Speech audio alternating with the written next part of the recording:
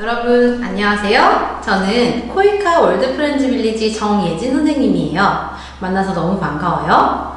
오늘 진행되는 세계시민교육을 통해서 여러분들이 세계시민으로서 발전할 수 있는 꿀팁 제공해 드리려고 합니다.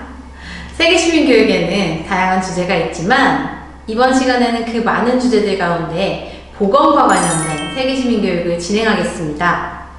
오늘 우리가 이렇게 온라인으로 함께 하다 보니 소통에 다소 어려운 부분이 있을 수도 있겠지만 이번 시간을 통해서 조금 더 가까워질 수 있었으면 좋겠습니다. 먼저 코이카라는 곳이 어떤 곳인지 이야기해 볼 텐데요. 코이카는 한국국제협력단이라고도 불려요. 한국국제협력단이라는 이름을 통해서 어떤 일을 하는 곳인지 알 수 있는데요. 한국, 우리나라에서 국제, 도움이 필요한 다른 나라들의 협력, 다양한 도움을 주는 곳입니다. 즉, 한국을 대표해서 도움이 필요한 개발도상 국가들의 어려움을 해결할 수 있도록 도와주는 곳인데요. 요즘 코로나로 인해서 전 세계가 어려움을 겪고 있죠. 그래서 코이카에서는 바이러스 예방을 위한 위생용품을 지원하거나 학교시설이 갖추어지지 않아서 어려움을 겪는 학교에 학교시설을 지어주는 그런 다양한 도움들을 주고 있어요. 이렇게 국가 간의 지속적인 소통을 하면서 그들의 어려움을 살피는 좋은 친구가 되고 있습니다. 이런 도움을 더 잘 주기 위해서는 각 나라의 사람들이 어떻게 살아가는지 또 어떤 것들이 필요한 건지 알아야겠죠? 그래서 코이카 월드프렌즈 빌리지에서는 우리나라에 있는 협력관계를 맺고 있는 나라를 중심으로 그 나라가 속한 대륙의 생활, 역사, 문화, 환경에 대해 알아보고 다양한 체험도 해볼 수 있는 전시체험관을 운영하고 있습니다. 여러분, 우리가 사는 세상은 이렇게 서로 연결되어 있고 날이 갈수록 더욱 가까워지고 있는데요. 세계가 교통과 통신의 발달로 마치 한 마을처럼 가까워지고 있어요.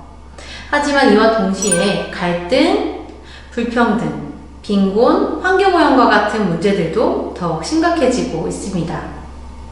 지구온난화 문제를 예로 들 수 있는데요. 지구의 온도가 점점 올라가면서 올 여름만 해도 기나긴 장마를 겪고 홍수 피해를 겪었었죠. 그런데 이런 문제들이 세계 곳곳에서 점점 더 많이, 더 자주 일어나고 있어요. 우리는 좀 더 평화롭고 살기 좋은 지속 가능한 사회를 원합니다. 그리고 그런 사회를 만들기 위해서는 우리 모두가 함께 노력해야 합니다.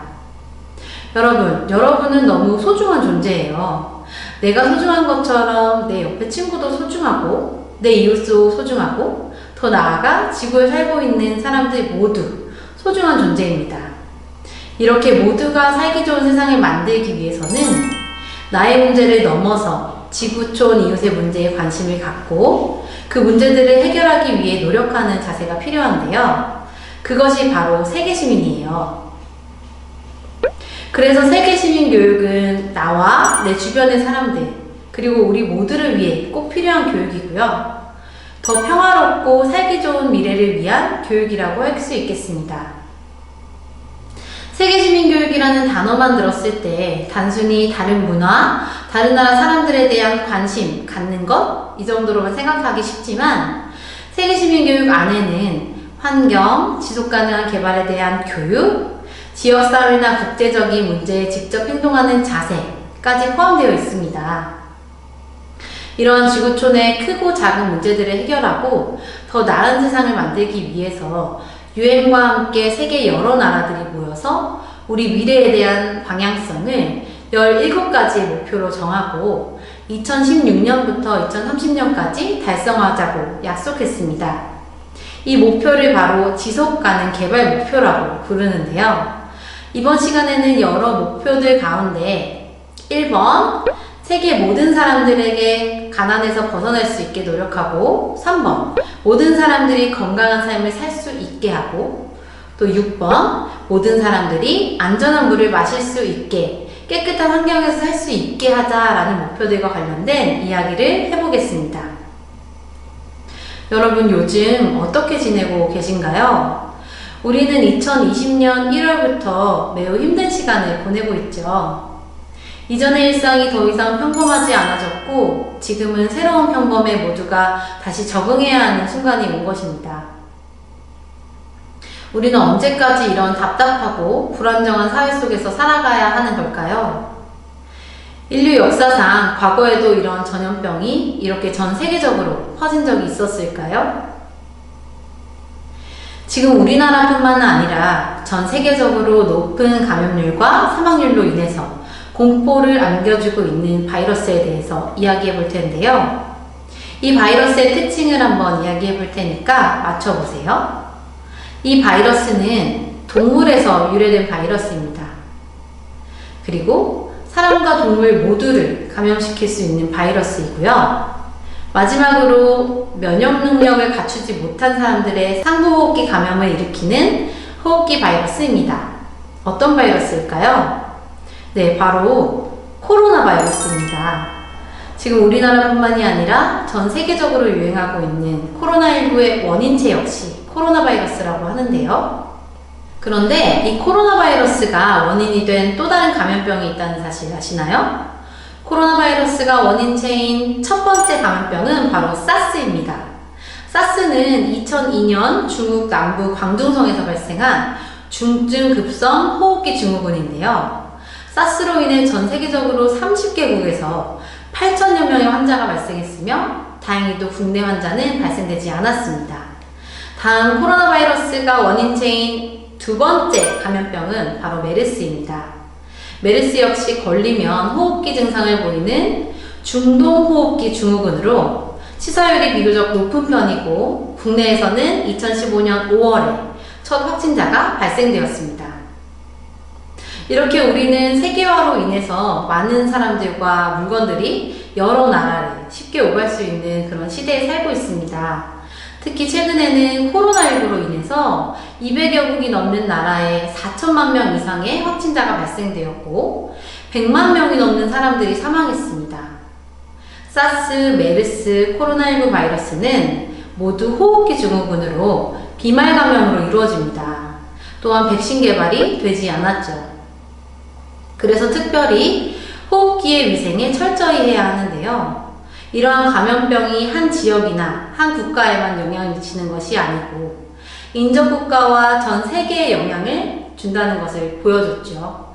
따라서 각 나라 간의 방역 시스템을 잘 갖추고 협업하는 것이 중요한 시대가 되었다는 것을 알 수 있었습니다. 이렇게 세계화는 점점 가속화되고 있는데 우리는 우리가 살고 있는 이 세계를 얼마나 알고 있을까요? 다음 그림을 함께 보면서 이야기를 해봅시다. 꼬마 친구가 깨끗해 보이지 않는 물에 입을 대고 마시고 있습니다. 우리는 주변에서 쉽게 깨끗한 물을 구할 수 있지만 세계에는 그렇지 못한 나라들이 많이 있어요. 이 국기가 어느 나라의 국기인지 아시나요? 바로 라오스입니다. 라오스는 개발도상국가 중 하나로 우리나라와 멀지 않은 곳에 위치해 있는데요.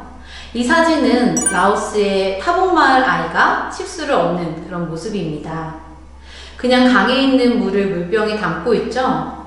그런데 우리나라는 어떨까요? 우리나라는 공원 내에 수경시설, 분수, 폭포, 물놀이 시설 등 식수 이외에도 많은 물을 소비하고 있습니다. 우리나라의 1인당 1일 물 사용량은 평균 287리터라고 하는데요.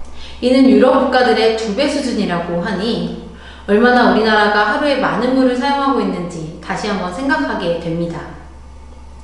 오늘날 우리에게 가장 소중하지만 가장 소중하게 생각하지 않는 물. 지구 반대편에서 물을 자유롭게 마실 수 없는 그들과 우리는 다른 권리를 가졌을까요? 다음 지도는 국가별로 5세 미만 아이들의 사망률을 보여주고 있습니다. 지도에서는 색이 진한 나라일수록 사망률이 높다는 것을 나타내고 있는데요. 다른 나라들에 비해 아프리카와 남아시아의 지도색이 더 진한 것을 확인할 수 있습니다. 우리나라에서 아기가 1000명 태어날 때 그중 3명의 아이가 사망하는 반면 라오스에서는 68명의 아기가 살아남지 못한다고 합니다. 즉 아기가 한국이 아닌 라오스에서 태어났다는 이유만으로 사망률이 무려 22배가 높다는 이야기예요. 그리고 라오스에서 이렇게 많은 수의 아이들이 사망하는 이유에는 깨끗한 물이 없어서라고 합니다.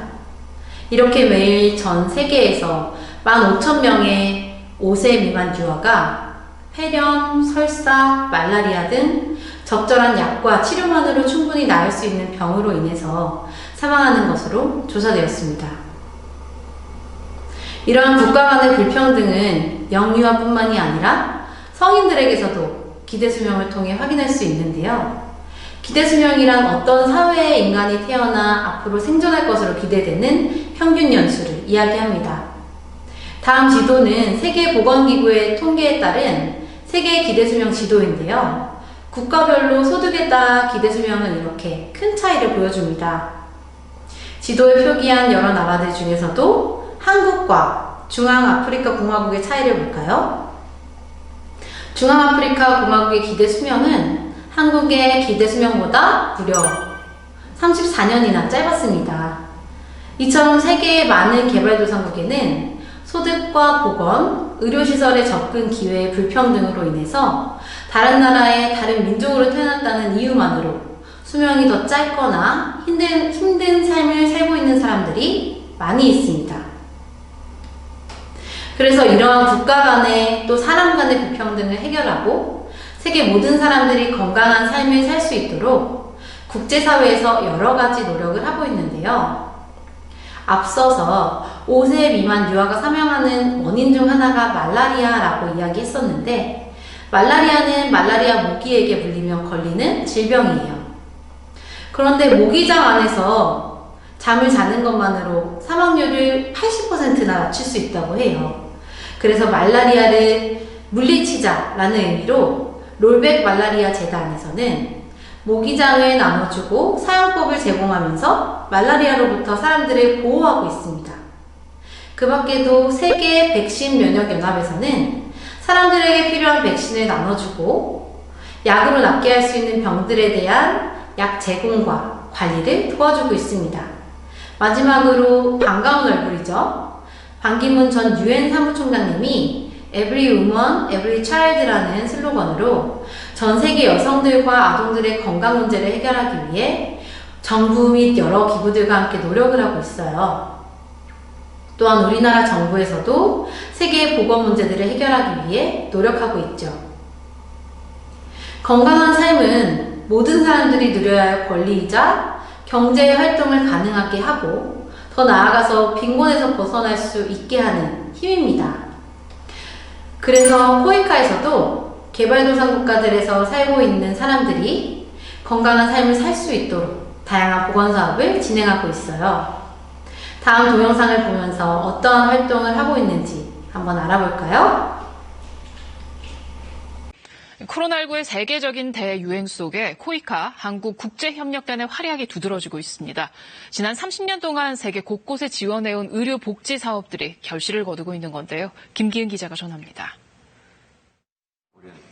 중앙아시아에서 아프리카 오지까지 지역과 언어가 달라도 혼자이든 여러 명이든 성별이 달라도 마지막에는 한결같습니다. 강에서 물고기를 잡다 지뢰가 터져 팔을 잃은 베트남 어부 딘테우 씨. 석 달 전 코이카의 도움으로 로봇팔을 얻게 돼 양계 사업의 꿈을 키웠습니다. 그러나 코로나19 때문에 다시 생계가 막막해지자 이번에는 긴급 생필품을 지원받았습니다. 코이카가 그동안 보건의료 사업으로 지원했던 9개 개발도상국의 13개 병원들도 현재 코로나19 대응병원으로 큰 역할을 하고 있습니다. To appreciate Koika for the great friendship and partnership that we've had for a long time, since 2008. 가나와 캄보디아에서는 5년 전 시작된 코이카의 보건인력 훈련 사업이 결실을 맺었습니다. 졸업생 80여 명이 역학조사관으로 코로나19에 맞서 맹활약하고 있습니다. 국가 간 상호 의존도가 커지면서 감염병 확산도 늘어나고 있습니다. 코로나 바이러스를 극복하려는 개도국의 노력에 함께하고 있습니다. 에티오피아에서는 코이카의 활동상이 보도되면서 현지 주민들에게 호응을 얻고 있습니다. 코이카는 한국의 경험을 활용해 단순한 일회성 물품 지원을 넘어 현지 교육과 시설 확충 등을 통한 의료 분야의 국제개발 협력에 힘쓴다는 계획입니다. KBS 뉴스 김기영입니다. 모두가 힘든 시기를 보내고 있지만 코이카에서는 우리보다 더 어려운 사람들을 돕기 위해서 여러 방면으로 노력하고 있습니다. 이렇게 국제사회에서도 그리고 우리나라에서도 모두의 안전하고 건강한 삶을 위해서 더 많은 노력들을 하고 있다는 걸 알 수 있었어요. 오늘 언급된 질병들의 예방을 위해서는 무엇보다도 위생이 중요하겠죠? 내가 깨끗하게 씻는다고 바이러스의 대유행이 약해질까요? 네, 맞아요. 내가 지키는 위생이 나를 지키고 내가 감염될 수 있는 질병을 막고 또 다른 사람들에게 전염될 수 있는 다양한 질병의 감염을 예방할 수 있습니다. 우리는 코로나를 통해서 개인의 위생에 대한 관념과 실천하는 행동이 얼마나 중요한지 그 어느 때보다도 생생하게 경험하고 있어요. 그렇다면 지금 그리고 앞으로도 우리에게 없어서는 안 될 이것 무엇일까요? 네, 바로 마스크인데요. 최근에 무심코 벗어둔 마스크가 날아가서 또 잘못 폐기한 마스크로 인해서 해양 쓰레기가 늘고 있다고 합니다. 이렇게 해변에 버려지거나 바다로 흘러간 마스크는 귀걸이 부분이 해양 생물을 몸에 걸려서 질식을 유발하거나 이동에 장애를 주는 등 위험 요인이 된다고 하는데요. 그래서 지금부터는 우리의 소중한 마스크를 잃어버리거나 다른 곳에 올려두지 않고 잘 소지할 수 있도록 도와주는 마스크 스트랩을 만들어 볼 거예요.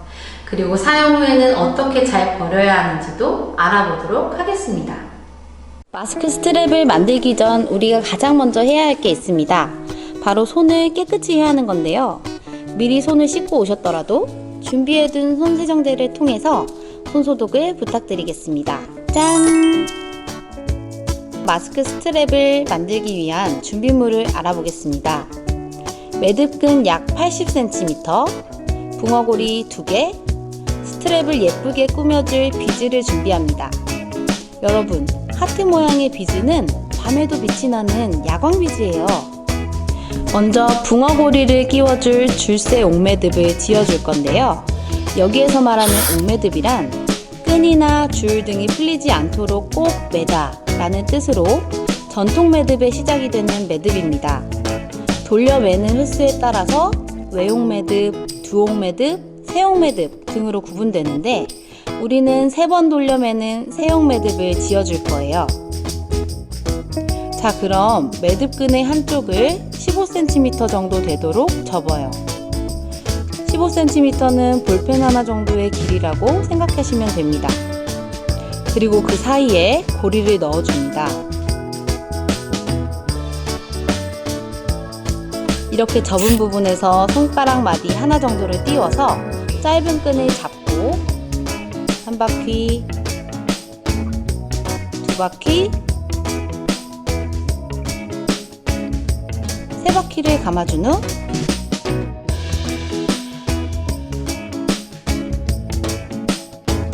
바깥쪽에서 안쪽으로 넣어줍니다.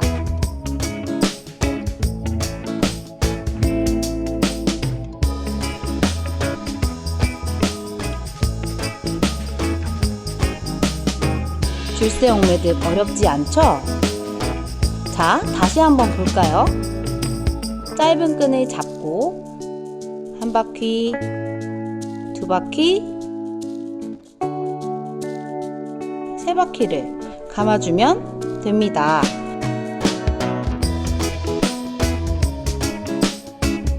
자, 감아준 후에 바깥쪽에서 안쪽으로 넣어주면 끝!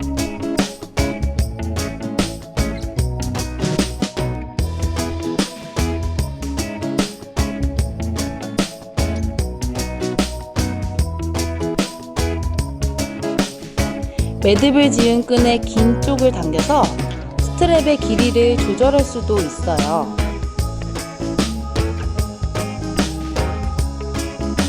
다음은 마스크 스트랩을 비즈로 꾸며줄 거예요. 먼저 비즈의 위치를 정합니다. 마스크 스트랩을 착용했을 때 아무래도 귀 아랫부분이 잘 보여지기 때문에 이 부분을 비즈로 꾸며주면 더 예쁘겠죠? 그리고 원하는 위치에 비즈를 넣어줄 건데 이때 비즈의 양 옆에 기본 매듭을 지어서 고정시켜 줄 거예요. 기본 매듭은 이렇게 단순한 고리를 만들어 묶는 것을 이야기합니다.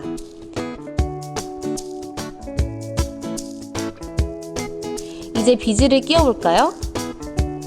비즈를 끼우고 싶은 위치에 먼저 기본 매듭을 지어주고 그 후에 비즈를 넣어요. 그리고 다시 매듭을 지어서 고정시켜 줍니다.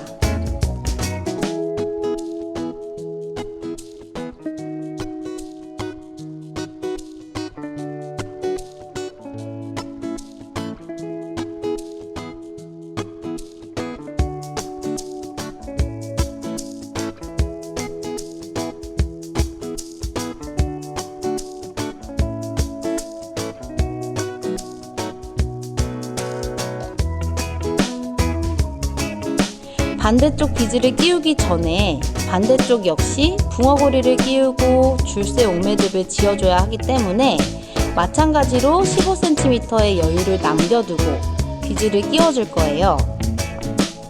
마찬가지로 위치를 정해서 기본 매듭을 짓고 비즈를 끼우는 작업을 반복해서 완성시켜 줍니다.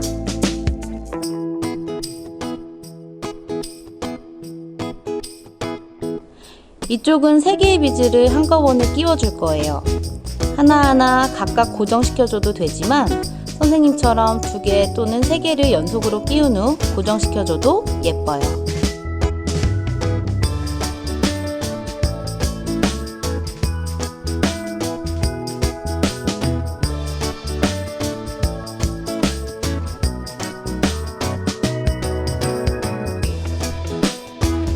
마지막으로 남은 한쪽의 고리를 끼우고 매듭을 지어서 마무리해 줄 거예요. 처음 붕어고리를 끼워서 줄새 옥매듭을 지어주었던 것과 마찬가지로 나머지 한쪽도 똑같이 15cm로 접어서 고리를 끼우고 손가락 마디 하나 정도를 띄워서 짧은 끈으로 하나, 둘, 3바퀴를 감아준 후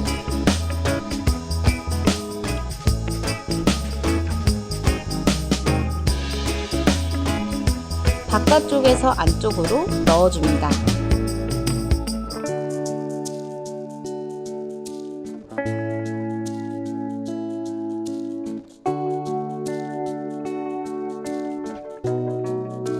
이렇게 줄새 옥매듭을 지어서 마무리하면 나만의 마스크 스트랩이 완성!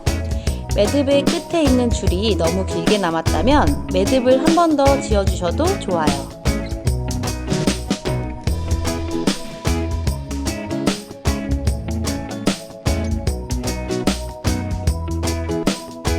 어떤가요? 모두 예쁘게 완성하셨나요? 자, 그럼 마지막으로 알려줄 마스크 스트랩 사용 꿀팁! 빠밤!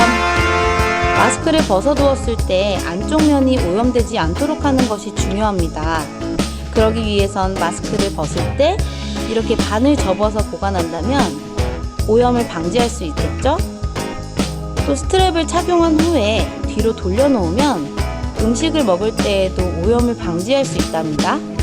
여러분이 직접 만든 마스크 스트랩 올바르게 그리고 예쁘게 사용하세요. 마스크를 잘 보관하면서 올바르게 착용하는 것만큼 중요한 것이 마스크를 올바르게 버리는 것입니다.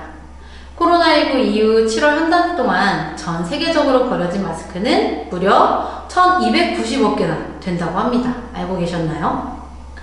코로나가 장기화된 지금은 더 많은 마스크가 버려지고 있겠죠? 우리가 사용하는 마스크 필터와 부직포를 포함해서 대부분은 플라스틱 소재인 합성 수지로 만들어졌다고 합니다. 플라스틱 소재로 만들어졌지만 마스크는 재활용을 하지 않고요. 재활용이 어렵기 때문에 꼭 종량제 봉투로 배출해야 합니다. 버릴 때에도 오염된 부분이 최대한 노출되지 않도록 해야 하는데요. 올바른 마스크 폐기 방법 함께 알아보도록 하겠습니다. 첫 번째, 외출 후 집으로 돌아오면 마스크에 묻은 오염물질이 손에 닿지 않도록 양쪽 끈을 잡고 마스크를 벗어주세요. 두 번째, 가위를 이용해 마스크 고리 가운데를 꼭 잘라주세요. 마스크 고리를 자른 후에는 가위를 깨끗하게 씻어주면 더 좋겠죠?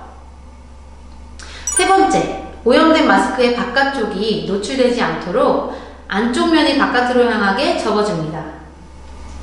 마지막으로 마스크 고리를 묶어서 종량제 봉투에 버려주세요. 버리고 난 후에는 꼭 손을 씻어주면 끝! 지금 우리는 각자 처한 환경과 상황은 다르지만 저마다의 자리에서 코로나19 예방과 대응을 위해 힘을 보태고 있습니다. 여러분들은 오랫동안 학교를 등교하지 않고 온라인으로 불편함을 감수하면서 수업을 받았었고, 또 지금 학교를 정상 등교하게 되었지만 정해진 위생수칙을 철저히 따르고 있죠. 또 외출이나 모임을 되도록 자제하고 있고, 코로나19와 관련된 정보를 전달 및 공유하고 있어요. 우리의 이런 노력이 큰 결실을 맺을 수 있다고 선생님은 믿고 있습니다. 여러분, 이번 시간을 통해서 여러분 모두 우리가 사는 곳을 넘어서 다른 친구들의 삶에도 관심을 갖는 넓은 시야를 가진 세계 시민이 되었으면 좋겠습니다. 우리 조금만 더 힘내요. 그럼 우리 다음 시간에 또 만나요. 안녕!